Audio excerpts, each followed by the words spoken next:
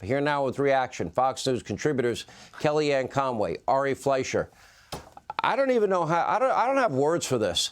Beyond that, as an American, Kellyanne, I find this the single most humiliating, embarrassing, president by far in our lifetime.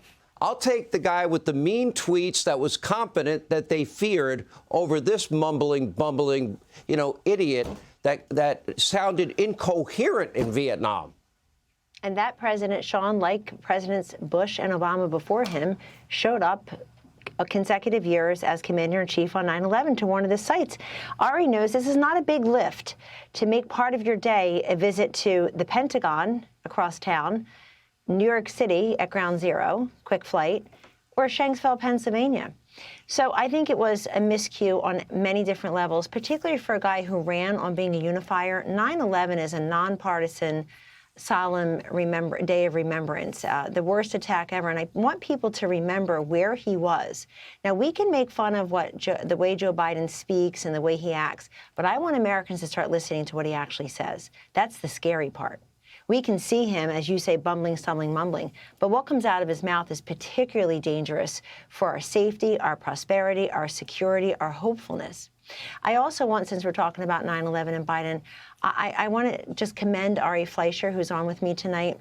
His tweets about that day have been nourishment for the soul for 22 straight years. He basically documented the entire day for all of us. And, we're supposed to say never forget. And sadly, very sadly, I feel like people are already forgetting. It seemed like it was less of a remembrance today across all the channels. However, if Ari wants to sign a waiver and let teachers use that as part of the history, part of the teaching, it's incredibly important. Sean, you said we don't have words to describe Biden, and we have poll numbers. I've never seen a president with 6 straight negatives: electability, personal attributes, doesn't care about people like me, doesn't have a plan, approval rating overall, approval rating on the issues, not beating any of the Republicans or within the margin of error of them. And then, of course, people are very upset with him for the withdrawal of Afghanistan. I still think it's the worst thing he's done as president, and that's saying a lot. It's a long list. Today could have been a day when he would explain and lift up the military. You know what he said in Alaska? He basically said Donald Trump's more of a threat than the people who took down this country on 9/11. Think about that. He just made a lot of ads for next fall. Ari, I echo Kellyanne's comments. You were there with President Bush that day, and you lived through a lot of this. But look at Joe Biden. Last week, we learned 2/3 of Democrats don't want him running. We find a CBS News YouGov survey with independent voters very critical in any election, and his approval rating with them is 31%. Overall, 72% of Americans think the country's doing badly, including 52% of Democrats. Can somebody win with those numbers? Well, it depends on who his opponent is. That's going to have a lot to do with whether he can win, because it could be an election. Nobody's going to vote for Joe Biden. The question is, will they vote against his opponent, particularly if it's President Trump? That'll be the dynamic. But, Sean, when I watched Joe Biden on that stage today, I mean, how can you not reach the conclusion that the man he's a few French fries short of a Happy Meal? And he talked about he needed to go to bed. I think he's a full-on Happy Meal right now that is oblivious. Yeah. Not that happy. You wouldn't know the happiness of it struck him in the head. We watch him live. We can see how he performs. The American people get it. But he acknowledges it's a whirlwind 5-day trip around the world. And he's right about that, because the job is grueling. The job is grueling for a 55-year-old president. The job is grueling for a 60-year-old. He is going to be 82 in the year of the election. He's already about to turn 81 in November.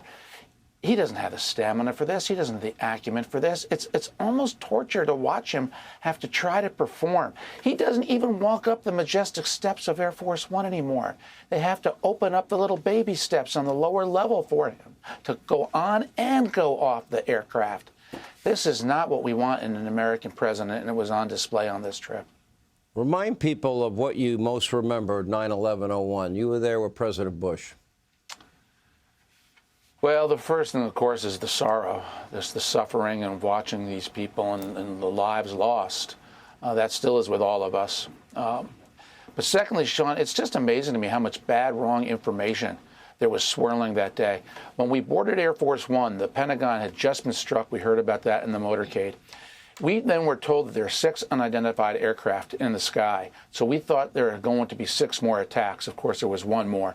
We were told that the 4th plane went down near Camp David. It actually went down about 100 miles away in Shanksville. We were told at 10:32 in the morning that a message came into the Situation Room saying, Angel is next. Angel was the code word for Air Force One. How did anybody have that code word? It got to the point that Air Force pilot Colonel Tillman stationed an armed security policeman at the steps going up to the cockpit on Air Force One to prevent anybody from going up to the cockpit out of fear it could be an inside job. All those reports turned out to be false, thank God. But it was just amazing how much information just rose up to the level of the president about what could be, what's next, almost all of it false. All right, Ari Fleischer, thank you. Kellyanne, great to see you. Hey, Sean Hannity here. Hey, click here to subscribe to Fox News YouTube page and catch our hottest interviews and most compelling analysis. You will not get it anywhere else.